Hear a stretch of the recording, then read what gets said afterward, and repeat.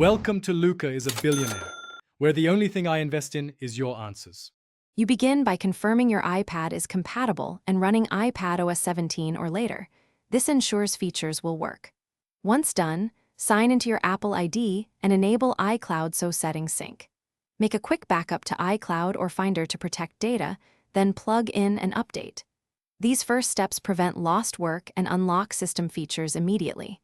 Make sure you free a little space and keep the iPad charged while the install completes. Now you dive into multitasking. Enable Stage Manager to get resizable windows and seamless external display use, which makes complex workflows smoother. Next, use Split View and slide over by dragging app edges and employing the App Switcher. This lets you work with 2 or 3 apps fluidly. Also organize in files, use tags, connect external drives, and move files into iCloud Drive so everything is available across devices. These steps optimize productivity and reduce context switching. Finish by personalizing Control Center, widgets, dock, and home screen so your most used tools are one swipe away.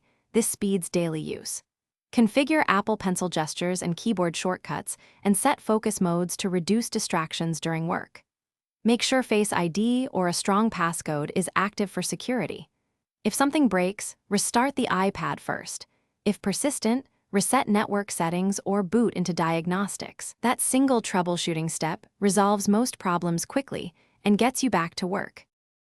Thanks for watching and please subscribe. It's the best investment you'll ever make.